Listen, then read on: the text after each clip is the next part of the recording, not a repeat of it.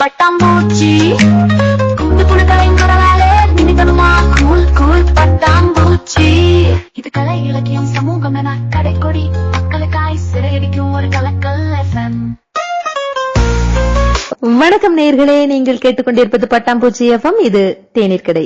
ஒவ்வொரு வாரமும் ஒரு அற்புதமான ஆளுமைய தேநீர் கடை பகுதியில நம்ம சந்திச்சிட்டு இருக்கோம். அந்த வகையில இன்னைக்கு நம்ம சந்திக்க போற அந்த ஆளுமை யார் தெரியுமா?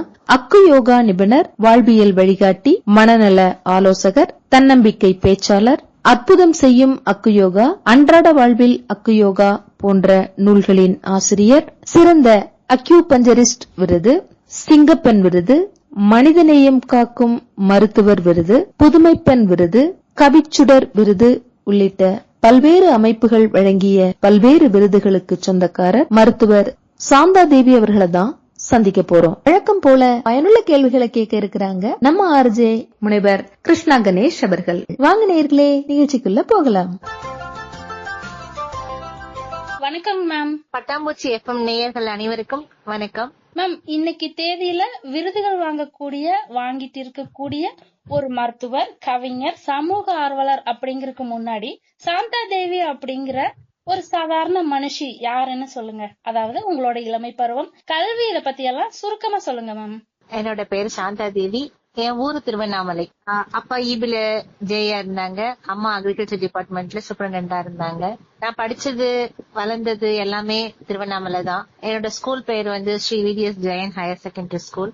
எல்லாருக்கும் காலேஜ் லைஃப் ஒரு அழகான அனுபவமா இருந்தா என்ன வந்து மோல்ட் பண்ணி கொடுத்தது என்னோட ஸ்கூல் தான். அதுலயும் குறிப்பா என்னோட தமிழ் ஆசிரியர்கள் திரு சடகோபன் ஐயா அவர்களும் கணேசன் ஐயா அவர்களும் எனக்கு எங்க அம்மா கொடுத்த தமிழ் ஆர்வத்தை ஒரு அழகா வடிவமைச்சு என்ன ஒரு பேச்சாளரா, கவிஞரா, கட்டுரை எழுத்தாளரா கொண்டு வந்தது அவங்கதான். ஸ்கூல் படிக்கும் போதே நான் வந்து 7th to 12th வரைக்கும் நியூஸ் ரீடரா இருந்திருக்கேன். அதனோட ஆர்வம் வந்து பின்னால வந்து எனக்கு ஒரு பத்திரிகை நிருபரா வர தோணுச்சு. திருவண்ணாமலை கவர்மெண்ட் ஆர்ட்ஸ் காலேஜ்ல தான் BSc மேக்ஸ் படிச்சேன் நானு. அதை முடிச்சிட்டு என்னோட முதல் பணி வந்து பெண்மணிங்கிற ஒரு பத்திரிகையில ரிப்போர்ட்டர் பணி தான் ஆரம்பிச்சது. அதுக்கு நடுவுல நிறைய பத்திரிகைகள்ல படக்கவிதை, குட்டி குட்டி கட்டுரைகள், நிறைய கவிதைகள் அந்த மாதிரி எழுதிட்டு இருந்தேன். இப்படிதான் மேம் என்னோட இளமை பருவம் ஆரம்பிச்சது. அருமைங்க மேம். தமிழ் அப்படிங்கறது வந்து ஒரு வாழ்வியல் மொழிங்கிறது எவ்வளவு உண்மையா இருக்கு பாத்தீங்களா? ஒரு படைப்பாளியா, ஒரு எழுத்தாளரா, பேச்சாளரா இது மாதிரி மாத்திருக்கு மேம். இதெல்லாம் சரி, உங்களுக்கு மருத்துவத்துல ஆர்வம் எப்படி வந்துச்சு? மருத்துவம் வந்து என்னோட பாட்டி, அம்மா வழி பாட்டி, அப்பா வழி பாட்டி ரெண்டு பேருமே அந்த காலத்துல கை வைத்தியம் சொல்லுவாங்க இல்லீங்களா, அந்த மாதிரி கை வைத்தியம் வந்து செய்வாங்க. அப்பா வழி பாட்டி வந்து அவங்களோட கடைசி நிமிஷம் வரைக்கும் எந்த ஒரு ஆங்கில மருத்துவமும் எடுத்துக்கிட்டது கிடையாது. அது வந்து பார்த்து பார்த்து வளர்ந்ததுனால அவங்ககிட்ட இருந்தது ஒருவேளை ஜெனட்டிக்கா வந்திருக்குமான்னு தெரியல. அதே மாதிரி யோகா, ஆன்மீகம்ங்கிறது ஊரோட இணைஞ்சது, வீட்டோட இணைஞ்சது. அம்மா, அப்பா, பாட்டி, தாத்தா எல்லாருமே வந்து அப்படி கொடுத்ததுதான். சின்ன சின்ன விஷயத்துக்கு எல்லாமே நாங்க வந்து ஒரு கஷாயம் வச்சு கொடுத்துடலாம், கஷாயம் குடிச்சா சரியா போயிடும், ஈஸியான உணவு முறைகள் மூலயமாவே சரி பண்ணிட்டு தான் இருந்தோம். அதே மாதிரி என்னோட பையன் நான் வயித்துல இருக்கும் போது கூட வந்து எந்த அலோபதி மருந்தும் எடுத்துக்கல, இயற்கை முறையில தான் வந்து என்னோட வாழ்வியலை பார்த்துனேன். அதனால சுகப்பிரசவம் தான் ஆணுச்சு எனக்கும். அதுக்கு பிறகு எங்க அப்பா வந்து அவங்களோட ரிட்டையர்ட் லைஃப்ல வந்து அக்யூபஞ்சர் படிக்க ஆரம்பிச்சாங்க. அந்த சமயத்துலதான் நானு யோகா வந்து கொஞ்சம் அப்படியே கத்துக்கிட்டு இருந்தேன். அதுல சக்கரா தியானம், ஹீலிங் இதுல எல்லாம் ரொம்ப ஆர்வமா இருந்தது. அந்த நேரத்துல என்னோட கணவர் வந்து நீ முறையா யோகா வந்து கத்துக்கோன்னு சொல்லிட்டு மனவளக்கலை மன்றத்துல வந்து என்ன முதல்ல பாரதிதாசன் யூனிவர்சிட்டியோடது டிஸ்டன்ஸ் எஜுகேஷன்ல சேர்த்து விட்டாங்க தஞ்சாவூர்ல. அதுலதான் நான் யோகா டிப்ளமோ படிக்க ஆரம்பிச்சது. அதுக்கு மேம், இந்த நீங்க மனவளக்கலைன்னு சொல்ற போது இந்த வேதாத்ரி மகரிஷியோட மனவளக்கலை அதுங்களா? ஆமாங்க.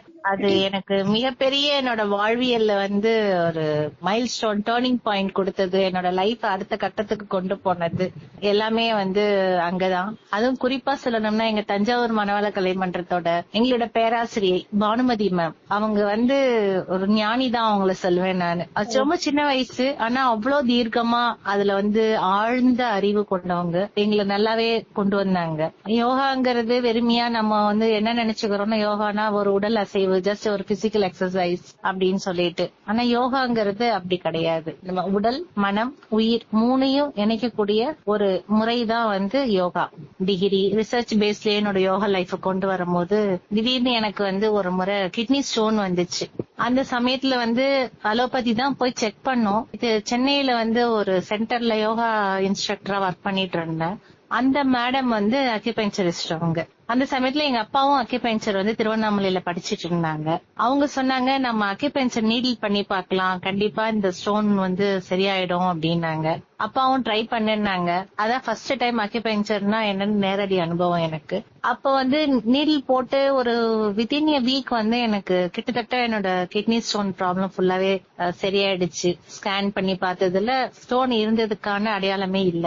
அப்பதான் தெரிஞ்சது அக்யூபஞ்சர்ங்கிறது நம்மளோட பாரம்பரிய வர்மாவோட ஒரு வடிவம். தமிழ்நாட்டுல இருந்து கிளம்பி போய் சைனால இருந்து திரும்பி வந்த ஒரு வடிவம், அவ்வளவுதான். அதனால என்னோட பர்சனல் அனுபவத்துல இது மருந்தில்லா மருத்துவமா இருக்குதுன்னு சொல்லிட்டு தான் இந்த துறையில வந்து வந்தேன். இன்னொன்னு அக்குபஞ்சரோ இல்ல யோகாவோ ரெண்டுமே வந்து பஞ்சபூதங்களால அடிப்படையானது. அண்டத்தில் உள்ளதே பிண்டத்தில் சொல்லுவாங்க இல்லீங்களா?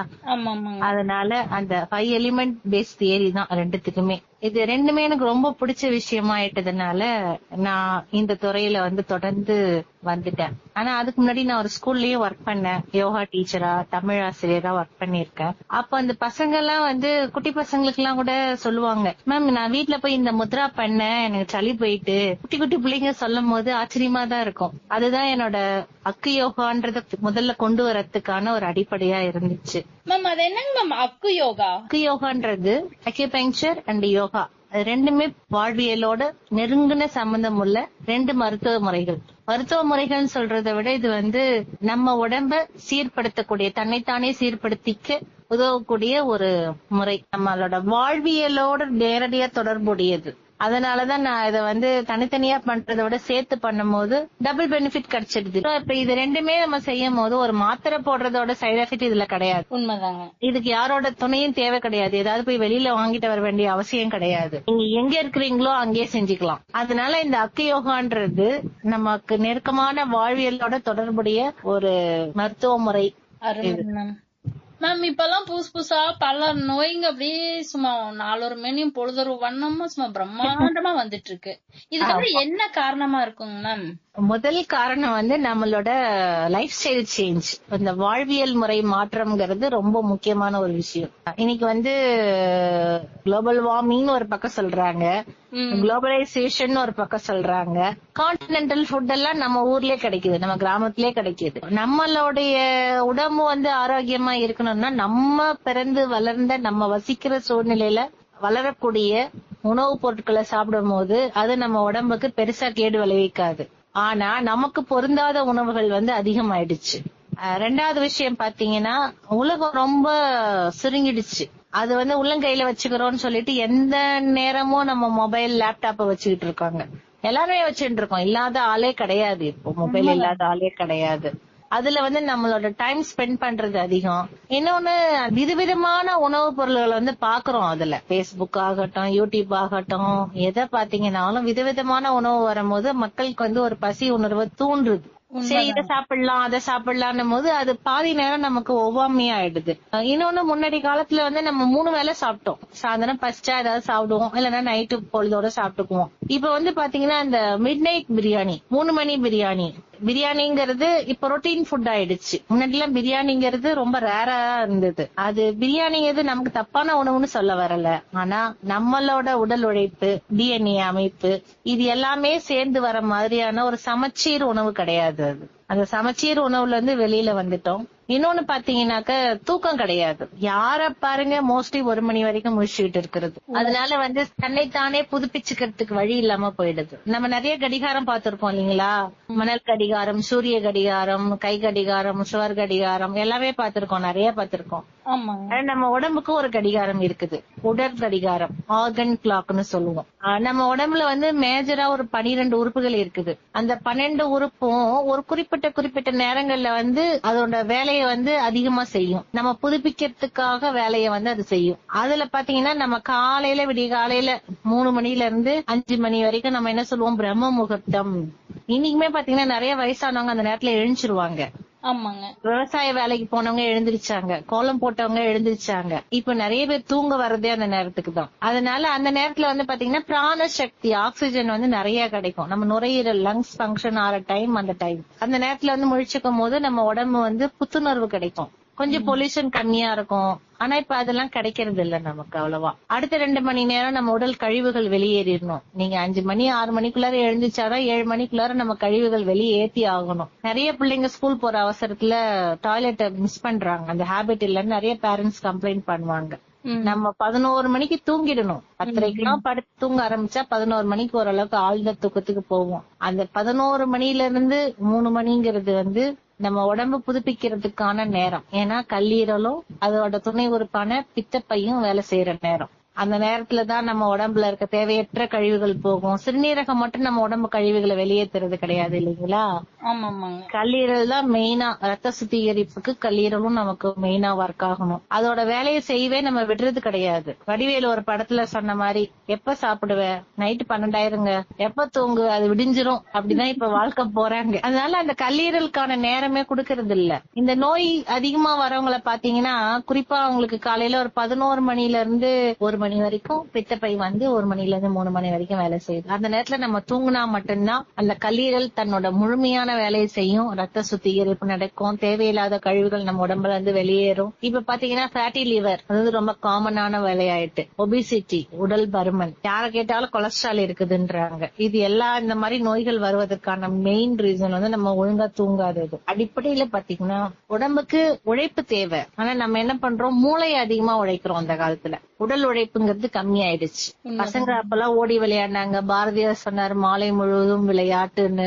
விளையாடுறதுக்கு இடமும் கிடையாது, நேரமும் கிடையாது. சாயந்தரம்னா டியூஷன் தான் போறாங்க. ஏன்னா நிறைய விளையாட்டு தெரியல. உண்மைதாங்க.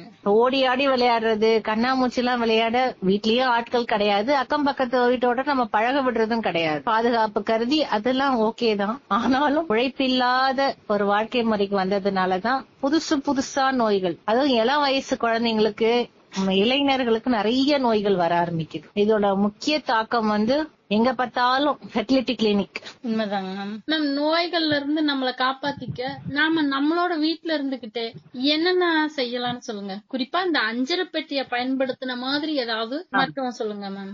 நம்ம வீட்டுல பெண்களோட ராஜ்யம் நடக்கிற இடம் எதுன்னு கேட்டீங்கன்னா கிச்சன் தான் சொல்லுவாங்க. இல்லத்தரசின்னா அந்த கிச்சன் அவங்க கண்ட்ரோல்ல இருக்கும். ஒட்டுமொத்த ஆரோக்கியமும் அவங்க கையில இருக்குது. 5ம் 10ம் அளவா இருந்தா அறியாதவளும் கறி சமைப்பா, எங்க ஊர் பக்கம் எல்லாம் சொல்லுவாங்க. 5ங்கிறது அஞ்சரை பெட்டி, 10ங்கிறது சுத்தமா இருக்கிறது. 5ம் 10ம் அடுக்கா இருந்தா யாருமே தெரியாதவங்க கூட சமைக்கலாமா.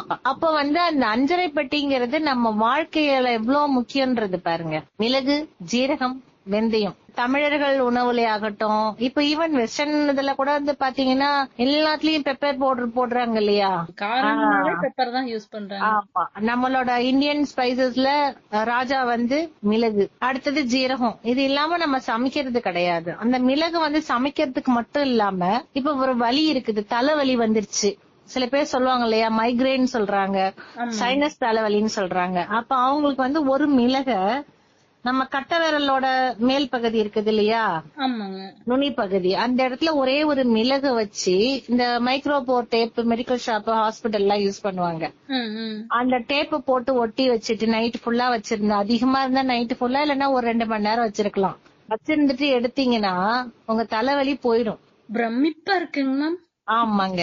கால் வலி, மூட்டு வலி சொல்றோம் இல்லீங்களா, எல்லாருக்குமே இப்ப மூட்டு வலி. ஒண்ணு வயசானது ஒரு பக்கம், நம்ம நிறைய உட்கார்ந்தே வேலை பாக்குறதுனால வேற மூட்டு வலி வருது.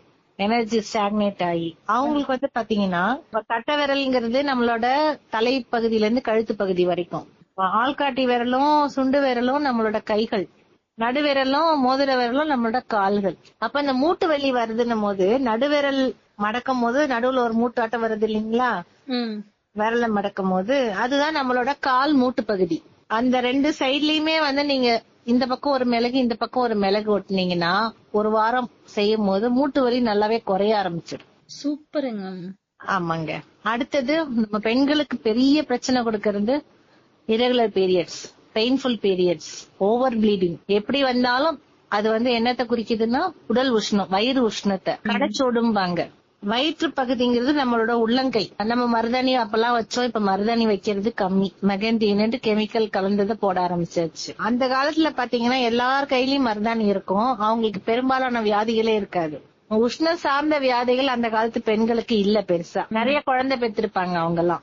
இப்ப நம்ம உள்ளங்கையில நம்மளோட வெந்தயம், ஒரு கொஞ்சம் வெந்தயத்தை எடுத்து அந்த டேப் போட்டு ஒட்டும் போது குழந்தைங்களுக்கு நிறைய பேருக்கே அந்த பீரியட்ஸ், ஃபர்ஸ்ட் பீரியட்ஸ் வந்துச்சு, அதுக்கப்புறம் வரலன்னு வாங்க இல்லையா, பருவமடைஞ்ச குழந்தைங்களுக்கு. அந்த மாதிரி இருக்கிறவங்களுக்கு ஆகட்டும், இந்த காலேஜ் கோயர்ஸ், ஸ்கூல் ஸ்டூடெண்ட்ஸ் யாரா இருந்தாலும் நிறைய பேருக்கு அம்மாக்கு தெரியறது இல்ல, குழந்தைக்கு ரெகுலரா பீரியட்ஸ் வருதா இல்லையான்னு கூட தெரியறது இல்ல. இப்பெல்லாம் அம்மாங்க கவனிச்சுட்டு இருந்தாங்க. எங்க அம்மா எல்லாம் வேலைக்கு போனாலும் இன்னைக்கு உனக்கு வரும்ல அப்படின்னுவாங்க. இப்ப ஆச்சரியமா இருக்கும். நம்மகிட்ட ட்ரீட்மெண்ட் வரவங்க எனக்கு தெரியல மேம், 3 மாசமா வரலன்ற, 6 மாசமா வரலன்ற, நான் கவனிக்கல, எனக்கு தெரியலன்னுவாங்க. இதுல என்ன பெரிய ஒரு விஷயம்னா, அப்பாக்கள் இருக்காங்க இல்லையா, அப்பாக்கள் பேசுவாங்க குழந்தைக்கு இந்த மாதிரி பீரியட்ஸ் இஷ்யூ இருக்குதுப்பா, பாப்பா இந்த மாதிரி சொல்றா, என்ன பண்ணலாம்னு சொல்லு. ஆச்சரியமா இருக்கும். நம்ம அப்பாங்கள்லாம் அந்த காலத்துல கேட்டது கிடையாது, கேட்டதே இல்ல. இப்ப அப்பா அம்மா ரோலையும் அம்மா அப்பா ரோலையும் சேர்த்து பண்ண வேண்டியதா இருக்குது. இப்ப ஹாஸ்டல்ல பிள்ளைங்க இருக்காங்க, அவங்களுக்கு போய் நம்ம ஒரு முறையும் மருந்து மாத்திரை தேடி கொண்டு கொடுத்துட்டு இருக்க முடியாது. இப்ப வெந்தயத்தை முழுங்க சொன்னா நிறைய பேர் முழுங்க மாட்டாங்க, கசக்குது நான் முழுங்க மாட்டேன்னுவாங்க. உள்ளங்கை நடுவுல கொஞ்சம் வெந்தயத்தை தொடர்ந்து ஒட்டிடுறோம். அது மாதிரி ஒரு வாரம் செய்யும் போது உங்களுக்கு அந்த உடல் உஷ்ணம் குறைஞ்சு பீரியட்ஸோட வராத தடைப்பட்ட பீரியட்ஸும் வர ஆரம்பிக்கும், வலியும் குறைய ஆரம்பிக்கும். சீட் சைக்கிளிங் ஒண்ணு இருக்குது, விதை சுழற்சி முறைன்னு சொல்லிட்டு. இது ஒரு அற்புதமான ஒரு மருத்துவ முறை தான். இதுவும் இது நம்ம வீட்டுல வச்சுக்கலாம். பட் நம்மளோட ரெகுலர் அஞ்சரை பெட்டியில வைக்க மாட்டோம். ஆனா நம்ம வாங்கி வச்சுக்க கூடிய, பயன்படுத்தக்கூடிய எளிமையானதுதான். பிளாக் சீடு, பூசணி விதை, சூரியகாந்தி விதை, எள்ளு, இந்த 4 விதைகளை வச்சு நம்ம உடம்புல இருக்கிற ஹார்மோனல் இம்பேலன்ஸ் சொல்றாங்க இல்லைங்களா, அத நம்ம சரி பண்ணிக்கலாம். இந்த பூசணி விதையும் பிளாக் சீட் ஆளி விதையும் லேசா வறுத்துட்டு 1 ஸ்பூன் 2த்தையும் கலந்து கூட சாப்பிடலாம். ஒரு பீரியட்ஸ் வந்துருச்சு ஒரு குழந்தைக்குன்னா அந்த ஃபர்ஸ்ட் டேல இருந்து 14 டேஸ் வரைக்கும் அதை எடுத்துக்கலாம். குழந்தையோ பெண்களோ யார் வேணாலும் எடுத்துக்கலாம். அதுக்கு அடுத்தது 15 நாள் இருக்குது இல்லைங்களா, அடுத்து அதுல சூரியகாந்தி விதையும் எள்ளும் இந்த மாதிரி சாப்பிடும் போது அந்த ஹார்மோனல் இம்பேலன்ஸ் நேச்சுரலா கிடைக்கும். ஏன்னா சீட்ஸ் உயிருள்ளது இல்லையா, இது உள்ளங்கையில வெந்தயம் ஒட்டிட்டு இந்த சீடை சாப்பிடும் போது எவ்வளோ பெரிய பீரியட்ஸ் பிரச்சனை இருந்தாலும், மென்ஸ்ட்ரல் இஷ்யூஸ், எல்லா ஃபார்ம் ஆஃப் மென்ஸ்ட்ரல் இஷ்யூஸும் இதுல கியூர் ஆகும். ஈவன் குழந்தையின்மை தள்ளி போறவங்க கூட இதை செய்யும் போது சரியாக ஆரம்பிக்கும். ஒரு 3 மாசம் ரெகுலரா எடுத்துக்கிட்டாங்கன்னா அந்த ஹார்மோன் பேலன்ஸ் வந்துரும் நமக்கு. அடுத்தது ஜீரகம். சீரகம் இல்லாம அகத்தை சீர் பண்ண முடியாது. ஜீரணம் ஆளுன்னா உடனே சீரகத்தை மென்னு திம்போம், ஜீரக தண்ணி வச்சு குடிப்போம் இல்லீங்களா. சில பேர் சாப்பிட்ட உடனே டாய்லெட் போவாங்க, சில பேர் சாப்பிட்ட உடனே நெஞ்சு எரிச்சலா இருக்குதுவாங்க. அவங்களுக்கு அந்த ஜீரகம் கொஞ்சம் எடுத்து கையை நேரா வச்சோம்னா நம்மளோட மணிக்கட்டு ரேகைக்கு மேல இடம் இருக்குது இல்லீங்களா, அந்த இடத்துல கொஞ்சம் ஜீரகத்தை நம்ம ஒட்டி வச்சிட்டோம்னாக்க அந்த நெஞ்செரிச்சல், சாப்பிட்ட உடனே மோஷன் போறது, பசியே இல்லாம ஏப்பமா வரவங்க, இவங்க எல்லாருக்குமே சரியாக ஆரம்பிக்கும். பிரமிப்பா இருக்குங்க. ஆமாங்க. இந்த கடுகும் அப்படிதான், கடுகு சிரித்தாலும் காரம் குறையாது. நிறைய பேருக்கு நீர் கோத்துட்டு இருக்கோம் இல்லையா, கையில கால்ல, நிறைய பேருக்கு கால் வீக்கம் வந்துருது. ஆமாங்க. அவங்க இப்ப அந்த நடுவிரல், மோதிர விரல்ல எந்த பகுதியில முட்டிக்கு கீழே கணுக்கால் வரைக்கும் இருக்குதுன்னா நம்மளோட அந்த விரலோட நடுப்பகுதி, விரல் நுனி பகுதினா நம்ம பாதத்துல இருந்துச்சுன்னா 1 மணி நேரம் கொஞ்சம் கடுகை எடுத்து அந்த இடம் ஃபுல்லா மறையிற மாதிரி டேப் போட்டு ஓட்டிட்டா அந்த வீக்கம் குறைய ஆரம்பிச்சிடும். அதுல பிளாக்ஸ் சீடும் ஒட்டிக்கலாம். இதுல இன்னொன்னு நம்மளோடது மஞ்சள் மகாராணி இல்லையா. எந்த ஒரு வெட்டு காயத்தமா இருந்தாலும் இப்போ ஒரு நம்ம கிச்சன்ல நம்ம நறுக்கின்னு இருக்கோம், அருவாமனையிலேயே கத்தியிலே வெட்டினோம், உடனே கழுவிட்டு மஞ்சப்பொடியை போட்டுட்டோம்னா எரியும், ஆனா ப்ளீடிங் ஆகாது, பிளட் அரெஸ்ட் ஆயிடும், அது கண்ட்ரோல் ஆயிடும் உடனே. மஞ்சப்பொடி நமக்கு கிச்சன்ல இருக்கக்கூடிய ஒரு அற்புதமான நிவாரணி அது. நமக்கு அடுத்தது பாத்தீங்கன்னா நிறைய பேருக்கு முதுகு வலி, அதுவும் பெண்களுக்கு முதுகு வலி ரொம்ப அதிகமாவே இருக்கும். அவங்க இப்ப நம்ம விரல மடக்குறோம்னு வச்சுக்கோங்க, பின் சைடு மேல் பக்கம் மோதிர விரலுக்கும் நடு விரலுக்கும் நடுவுல நம்மளோட முதுகு தண்டு பாயிண்ட் எல்லாமே அங்க இருக்கும். அந்த இடத்துல ஒரு இடமா கை வச்சு அழுத்தும் போது எந்த இடத்துல வலி அதிகமா உணர்றாங்களோ அந்த இடத்துல ஒரு மெழுகு வச்சு ஒட்டிட்டாக்க வலி குறைய ஆரம்பிச்சிடும். அந்த உடனே வலிக்குது எழுந்திரிக்க முடியலன்றவங்க அந்த 2 ஜாயிண்ட் இருக்கு இல்லீங்களா, இப்ப விரல மடக்குறோம், மடக்குன உடனே நடு விரலுக்கும் மோதிர விரலுக்கும் நடுவுல ஒரு ஜாயிண்ட் இருக்கும். அந்த இடத்துல ஒரு பிரஷர் கொடுக்கலாம், ஒரு 2 நிமிஷம் கொடுக்கலாம், கையால கொடுக்கலாம். கொடுக்கலாம், பேனாவோ சாவியோ வச்சு கொடுக்கலாம். அப்படி கொடுத்துட்டு ஒரு மிளகு ஒட்டி வச்சுட்டாக்க அந்த வலி போயிடும். இது எல்லாத்த விட ஒரு அற்புதமான இன்னொரு விஷயம் இருக்குது. கிட்னி ஸ்டோன் இப்ப வந்து ரொம்ப நார்மலா ஆயிடுச்சு. ஆமாங்க மேம், எங்க பார்த்தாலும் இப்ப எல்லாம் சுகர், கிட்னி ஸ்டோன், பிரஷர் எல்லாம் நார்மல் சளி தலைவலி மாதிரி ஆயிடுச்சு. ஆமா, இப்ப இந்த கிட்னி ஸ்டோனுக்கு வந்து நீங்க வந்து பேக்ல 2 பாயிண்ட் இருக்கு. ஒரு இவங்கள போய் பாத்தீங்கன்னா நல்லது, அக்யூபஞ்சரிஸ்ட பாத்தாக்க அவங்க வந்து விதை சிகிச்சைன்னு சொல்லுவாங்க, சீட் தெரப்பின்னுட்டு. நம்ம இந்த ராஜ்மா சொல்றோம் இல்லையா, கிட்னி பீன்ஸ்னுட்டு, அதை ஒட்டிட்டு வரும்போது உங்களுக்கு கிட்னி ஸ்டோன் சரியாக ஆரம்பிக்கும். ஸ்டார்டிங்ல இருக்க கிட்னி ப்ராப்ளம் எல்லாமே சால்வ் ஆக ஆரம்பிக்கும். அது இல்லாதவங்க கொண்டக்கடலை ஒட்டிக்கலாம். இன்னொன்னு இந்த பச்சை பயிறு, முழு பயிறு சொல்றோம் இல்லையா, பச்சை பயிறு, கிரீன் கிராம், அது வந்து ஈவன் ஆர்த்ரைட்டிஸ் பேஷண்ட், பிளட் கம்மியா இருக்கிறவங்க, இவங்களுக்கு எல்லாருக்குமே புரதச்சத்து அதிகமானது. அதையுமே வந்து இப்ப ஒருத்தவங்களுக்கு பிளட் வந்து கம்மியா இருக்குது, அனிமிக்கா இருக்கிறாங்க, டயர்டா இருக்குது எப்ப பார்த்தாலும், அப்படிங்கிறவங்க நம்ம அந்த மணிக்கட்டு ரேகை இருக்குது இல்லையா, சொல்றோம் இல்லீங்களா, அது ஃபுல்லா அந்த பச்சை பயிரை ஒட்டி ஒரு 21 நாள் ஒட்டிடணும். நைட்ல டெய்லி புதுசா ஒட்டி மறுநாள் காலையில எடுத்து போட்டுருணும். அந்த மாதிரி பண்ணிட்டு 21வது நாள் பாத்தீங்கன்னா அவங்களுக்கு அவ்வளோ ரெஃப்ரெஷ்ஷா ஃபீல் பண்ணுவாங்க. சூப்பருங்க. இவ்வளோ விஷயங்களும் நம்மளோட அஞ்சரைப்பட்டிக்குள்ளார இருக்குது. பட்டை, கிராம்பு, ஏலக்காய், இது எல்லாமே வந்து நம்மளோட டைஜஸ்டிவ் சிஸ்டத்தை வந்து இம்ப்ரூவ் பண்ணும். சில பேருக்கு ஸ்ட்ரெஸ் ஆயிடும், மூட் ஸ்விங் எல்லாம் வரும். மூட் ஸ்விங் வரும்போது நிறைய பேர் இந்த பீரியட் டைம்ல சாக்லேட் சாப்பிடுறது, ஸ்வீட் சாப்பிடுறது அப்படின்னு இருப்பாங்க. அதையும் சாப்பிடலாம். கிராம்பு வந்து கொஞ்சோண்டு நுணுக்கி வெள்ளத்தோட கலந்து சாப்பிட்டா அந்த பீரியட்ஸ் பெயின் சொல்றோம் இல்லையா, இழுக்கிற மாதிரி வலி வந்து குறையும். அதே மாதிரி ஒரு ஏலக்காய வாயில போட்டு வச்சுட்டு இருக்கும் போது அந்த வாசனை கலந்த உமிழ்நீர் சுரக்க நம்மளோட ஸ்ட்ரெஸ் குறைய ஆரம்பிக்கும். டோபமைன் அதெல்லாம் இன்க்ரீஸ் ஆகணும்னு சொல்றோம் இல்லைங்களா, கார்டிசால் குறையணும்ன்றோம் இல்லையா, அந்த ஹார்மோனல் பேலன்ஸ கூட நம்மளோட உணவுப் பொருட்கள் வந்து கொடுக்கும். அவ்வளோ அற்புதமான விஷயம். அதுக்குதான் இதுக்கு பேர் வந்து அஞ்சரை பெட்டி வைத்தியம், விதை சிகிச்சை. இது வந்து நானு திருவண்ணாமலையில வந்து மகளிர் குழுக்கள்லாம் நிறைய நிகழ்ச்சிகள் நடத்துவாங்க. அதுல வந்து சீஃப் கெஸ்டா கூப்பிட்டுருந்தாங்க ஒரு முறை. அங்க வந்து விதை திருவிழாவே நடத்துவாங்க. விதை திருவிழா, அவங்க ஊர்ல விளையிற விதைகளை வச்சு நிறைய பண்டங்கள், உணவு பண்டங்கள் செய்யறது. அவங்கள்ட்ட இதெல்லாம் சொல்லும் போது அவங்களுக்கு ரொம்ப ஆச்சரியமா இருந்தது. செஞ்சு பார்த்துட்டு ரொம்ப நல்லா இருக்குது அப்படின்னு சொல்லிட்டு அவங்களோட 29வது மண்டல மாநாடுக்கு சிறப்பு அழைப்பாளரா கூப்பிட்டிருந்தாங்க.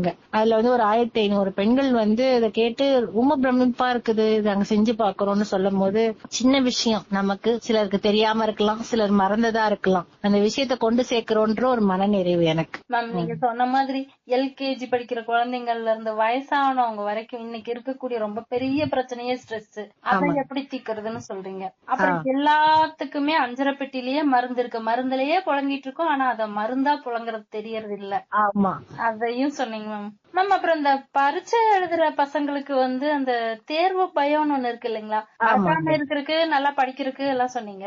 அந்த தேர்வு பயம் இல்லாம பரீட்சை எழுதுறதுக்கு, நிறைய மார்க் வாங்குறதுக்கு ஏதாவது டிப்ஸ் இருந்தா சொல்லுங்களேன். முதல்ல வந்து 10th 12th பிள்ளைங்களை பாத்தீங்கன்னா ஒழுங்கா சாப்பிட மாட்டாங்க. நியூட்ரிஷனல் டயட் இருக்காது அவங்களுக்கு. ஏதோ சாரணம் சாப்பிடுவாங்க, எனக்கு பசிக்கல அப்படிம்பாங்க. சத்து பானமா மட்டும் கடையில வாங்கி மட்டும் கொடுக்காம ஒரு சுண்டல் கொடுக்கலாம் பசங்களுக்கு ஸ்நாக்ஸா. சரி, இட்லி வேணாங்கறியா, இந்த கொஞ்சம் சுண்டல் சாப்பிடு இல்லையா. இப்ப நம்மளோட அந்த சீட்ஸ்ன்னு சொல்றாங்களே, இப்ப பரவாயில்ல எல்லா இடத்துலயும் விக்குது. பூசணி விதை, வெள்ளரி விதை, பிளாக்ஸ் சீடு, சியா சீடு, அந்த மாதிரி நிறைய விதைகள் விற்க ஆரம்பிச்சிருச்சு இல்லைங்களா. இது எல்லாத்தையுமே வாங்கி அதோட கொஞ்சம் முந்திரி, பாதாம், வால்நட்டுங்கிறது நமக்கு பிரெயினோட கெப்பாசிட்டி வந்து நல்லா இன்க்ரீஸ் பண்ணும். அதுல கொஞ்சம் பிஸ்தா, கொஞ்சம் சுக்கு, கொஞ்சோண்டு மிளகு, கொஞ்சம் ஏலக்காய், இது எல்லாத்தையும் ட்ரை ரோஸ்ட் பண்ணிட்டு பவுடர் அரைச்சு வச்சுக்கலாம். நீங்க மத்த காஸ்ட்லியான பொடியை கலந்து கொடுக்கறதுக்கு இது கலந்து கொடுக்கும் போது குழந்தைங்களுக்கு வந்து என்ன ஆகும்னா ஹார்மோனல் பேலன்ஸ் கிடைக்கும். நம்மளோட ஹார்மோன் பேலன்ஸ் வரும்போதுதான் அந்த குழந்தைங்களுக்கு எல்லாம் பாத்தீங்கன்னா ஒண்ணு வந்து அடிக்கடி யூரின் போவாங்க. ஸ்ட்ரெஸ்ல இருக்கிற குழந்தைங்க, எக்ஸாம் டென்ஷன்ல இருக்கிறவங்க, இல்லைன்னா தண்ணியே குடிக்க மாட்டாங்க. ஏன்னா வந்து அவங்களுக்கு அந்த பயம் வந்து அட்ரினல்ங்கிறது நம்ம கிட்னியோட பக்கத்துல இருக்குது ஒரு சுரப்பி தானே, அந்த அட்ரினல் தான் நம்ம பயத்தை உருவாக்குறது. சோ அவங்கள வந்து காம் டவுன் படுத்தணும் அப்படின்னும் போது சத்தான உணவு கொடுக்கணும். லிட்டில் ஃபிங்கரையும் ரிங் ஃபிங்கரையும், மோதிர விரலையும், கட்டை விரல், மோதிர விரல், சுண்டு விரலை இணைச்சு வைக்கும் போது பிராண முத்ரான்னு கிடைக்கும். அவங்களுக்கு நல்லா ஆக்சிஜன் கிடைக்கும், பிராண சக்தி கிடைக்கும். இது கிடைச்சா மட்டும் அவங்க மனசு பயம் போயிடாது. அதுக்கு ஒரு முத்ரா இருக்குது, ஆதி முத்ரான்னுட்டு. அந்த ஆதி முத்ரா ஏன் பேர் வந்துச்சுன்னா, நம்ம அம்மாவோட கருவறையில இருக்கும் போது ஒவ்வொரு குழந்தையும் வச்சுக்கிட்டு இருந்த முத்ரா தான் அந்த ஆதி முத்ரா. கருவறைக்குள்ளேயே? ஆமா, நீங்க குட்டி குழந்தைங்களை பாத்தீங்கன்னா அவங்க கையை மூடி வச்சிருப்பாங்க. விரல் உள்ள இருக்கும், 4 விரல் மேல இருக்கும். ஆமாங்க. இதுதான் வந்து ஆதி முத்ரா. அற்புதமான ஒரு முத்ரா. இந்த பயம் நீக்கிற முத்ரா. பஞ்சபூதங்கள்ல நெருப்பு தான் எல்லாத்தையும் தூண்டி விட்டுட்டு இருக்கோம். ஆனா இந்த நெருப்பையே வந்து நாங்க உனக்கு துணை இருக்கிறோம்னு சப்போர்ட்டிவா நிக்கக்கூடிய 4 எலிமெண்ட் அது மேல நிக்குது. சரிங்களா? அது இல்லாம அந்த கட்டை விரல் போய் ஒரு இடத்துல அழுத்துது இல்லையா, நடுவிரலுக்கும் மோதிர விரலுக்கும் நடுவுல ஒரு இடத்துல வந்து அது அழுத்தம் கொடுக்கும் அந்த கட்டை விரல் போயிட்டு. ஆமாங்க. அந்த இடம் வந்து நம்ம அக்யூபஞ்சர் பாயிண்ட்ல வந்து ஹார்ட் பாயிண்ட், இதயம் காக்கக்கூடிய ஒரு உரை பெரிகார்டியம் சொல்றோம் இல்லைங்களா? ஆமாங்க. அத காக்கக்கூடிய அந்தனோட புள்ளியும் அங்க இருக்குது. அந்த ரெண்டுத்துலயும் கரெக்டா இந்த விரல் போய் உட்காரும் போது என்ன ஆகும்னா மனசுல இருக்கிற படபடப்பு பயம் நீங்கிடும். இப்ப புரியுதுங்களா அக்கியோகாவோட லிங்க்? புரியுதுங்க. அதுதான் இந்த மாதிரி இந்த முத்ரா பண்ணும் போது, இப்ப இந்த உணவை எடுத்துக்கும் போது அந்த குழந்தைங்களுக்கு வந்து டிஃபால்ட்டா ஒரு தைரியம் வந்துரும். இதுக்கு முன்னாடி வந்து அந்த முத்ரா சொன்னோம் இல்லைங்களா, படிக்கிறதுக்கு முன்னாடி ஒரு முத்ரா. ஆமாங்க. அந்த 4 விரலையும் ஒரு மூச்சு எடுத்துட்டு 5 விரல் வச்சு முகுல முத்ரால சமான முத்ராங்கிறத பண்ணிட்டு இந்த முத்ராவும் பண்ணிட்டாங்கன்னா அவங்களுக்கு தேர்வு பயம்ங்கிறது கண்டிப்பா இருக்காது. இதுல இந்த பயமும் நீங்கிடுச்சு, படிச்சுட்டாங்க. ரீகால் பண்றதுக்கு ஒரு முத்ரா சொல்லணும் இல்லீங்களா? கண்டிப்பா. அதுதான் அந்த ஹாக்கினி முத்ரான்றது. நம்ம 2 கையிலயும் 5 விரலையும் கோத்து டச் பண்ணி எடுப்போம் இல்லையா, விரல் நுனிய மட்டும் கிளாப் பண்ணாம விரல் நுனிய மட்டும் சேர்த்து எடுத்து விளையாடுவோம். ஆமாங்க. அதுதாங்க இந்த ஹாக்கினி முத்ராங்கிறது. மனசு வந்து நம்ம மைண்ட்குள்ள போனது வந்து வெளியில கொண்டு வருது. இப்படி செய்யும் போது என்ன ஆகும்னா நம்மளோட 2 சைடு பிரெயினும் நல்லா ஒர்க் ஆகும், விரல் நுனியில முடிகிற நரம்புகள் தூண்டப்படும், அக்குப்ரெஷர் புள்ளிகள் தூண்டப்படும், மனசு அமைதியாகும், பயம் போயிடும். படிச்சது நமக்குள்ளார வரும். திருப்பி சின்ன தெரப்பி ஆட்டம் பசங்களுக்கு, ஸ்கூல் ஸ்டூடெண்ட்ஸ், எக்ஸாம் போறவங்களுக்காக வச்சிருக்கேன். நான் மேக்ஸ் ஸ்டூடெண்ட். ஆனா நான் என்ன சொல்றேன்னா 5 × 5 = 100. 5 × 5 = 100. ஆமா. அது எப்படி? 5 பயிற்சி 5 நிமிஷம் செய்றீங்க, 100% உங்களுக்கு ரிசல்ட் கிடைக்குது. வாவ். கணக்கும் நம்ம வாழ்வியல் தானே. கண்டிப்பாங்க. வாழ்க்கை கணக்கு இவ்வளவுதான். ஒரு பதட்டமா இருக்குது, பயமா இருக்குது அப்படின்றவங்க நம்ம ரிஸ்ட் இருக்குது இல்லையா, மணிக்கட்டுல இருந்து ஒரு 3 விரல் வச்சீங்கன்னாக்க 3 விரல் முடிகிற இடத்துல நடுவுல வந்து ஒரு பள்ளம் மாதிரி ஒரு ஃபீல் ஆகும். அந்த இடத்துல மெதுவா ஒரு அழுத்தம் ஒரு 2 நிமிஷம் கொடுக்கும் போது எந்த விதமான படபடப்போ ஸ்ட்ரெஸ்ஸோ இல்ல சிலருக்கு வாமிட் வர மாதிரி இருக்குது. ஈவன் பஸ்ல டிராவல் பண்றச்ச வாமிட் வரவங்க கூட இதெல்லாம் செய்யும் போது சரியாயிடும். அதே மாதிரி இன்னொன்னு வந்து சண்டைக்கு போறவங்க எல்லாம் பாத்தீங்கன்னா கையை தேய்ச்சுக்குவாங்க, ஒரு காப்பு போட்டுன்னு சுத்தி விடுவாங்க. அந்த மாதிரி நம்ம அந்த ரிஸ்ட சுத்தி இன்னொரு விரலோட நடுவிரலையும் கட்ட விரலையும் வச்சுன்னு ஒரு 10 முறை தேய்ச்சோன்னு வச்சுக்கோங்களேன், நம்ம உடம்புல இருக்கிற எல்லா எனர்ஜி பாயிண்ட்டும் முக்கியமான அக்யூப்ரெஷர் பாயிண்ட் அந்த இடத்துல இருக்குது. நல்ல உடனே எனர்ஜி கிடைச்சிரும். நம்ம இது மாதிரி செய்யும் போது இளைஞர்கள் வந்து அவங்க அடைய வேண்டிய குறிக்கோளை சரியான முறையில பிக்ஸ் பண்ணிக்கலாம், அதை சரியான முறையில அடையலாம் ஆரோக்கியத்தோட. ஒரு மனுஷனோட பிரச்சனைக்கு காரணம் சரியான உணவு இல்லாம, சரியான உறக்கம் இல்லாமங்கிறத தாண்டி நம்ம கைக்குள்ளேயே எல்லா மருந்து இருக்கு. அதை தெரிஞ்சு பயன்படுத்தணும். சாப்பிடுறதா இருந்தாலும் சரி, மேல பிரஷர் பாயிண்ட்ல என்னாலும் சரி, அக்குபஞ்சர் அந்த மாதிரி எதுனாலும் எல்லாம் நம்மளே கரெக்டா கவனிச்சு செஞ்சா போதுங்கிற மாதிரி நிறைய டிப்ஸ் சொல்லிட்டு நிறைய மருத்துவ குறிப்புகளோட வந்து கலந்துகிட்டதுக்கு ரொம்ப நன்றிங்க மேம். பட்டாம்பூச்சி எஃப்எம் நேயர்களுக்கு எனக்கு இந்த வாய்ப்பு கொடுத்து ஜெயந்தி மேம், என்னோட கலந்துரையாடல் பண்ண கிருஷ்ணா மேம், எல்லாருக்குமே ரொம்ப ரொம்ப நன்றி. நேயர்களே, மீண்டும் இன்னொரு நிகழ்ச்சியில் உங்களை சந்திக்கிறோம். தொடர்ந்து இணைந்திருங்கள். இது நம்ம பட்டாம்பூச்சி எஃப்எம். இது ஒரு பட்டாம்பூச்சி எஃப்எம் தயாரிப்பு. கலை இலக்கியம் சமூகம் என கடைக்கோடி மக்களுக்காய் சிறையடிக்கும் ஒரு கலக்கல கேளுங்க, கேட்டுதான் பாருங்க. உங்க கூகுள்ல பட்டாம்பூச்சி எஃப்எம் அப்படின்னு டைப் பண்ணி இலகுவா கேளுங்க. நன்றி, வணக்கம். நேயர்களே, மீண்டும் இன்னொரு நிகழ்ச்சியில் உங்களை சந்திக்கிறோம். தொடர்ந்து இணைந்திருங்கள். இது நம்ம பட்டாம்பூச்சி எஃப்எம். இது ஒரு பட்டாம்பூச்சி எஃப்எம் தயாரிப்பு. கலை இலக்கியம் சமூகம் என கடைக்கோடி மக்களுக்காய் சிறையடிக்கும் ஒரு கலக்கல கேளுங்க, கேட்டுதான் பாருங்க. உங்க கூகுள்ல பட்டாம்பூச்சி எஃப்எம் அப்படின்னு டைப் பண்ணி இலகுவா கேளுங்க. நன்றி, வணக்கம். நேயர்களே, மீண்டும் இன்னொரு நிகழ்ச்சியில் உங்களை சந்திக்கிறோம். தொடர்ந்து இணைந்திருங்கள். இது நம்ம பட்டாம்பூச்சி FM. இது ஒரு பட்டாம்பூச்சி எஃப்எம் தயாரிப்பு.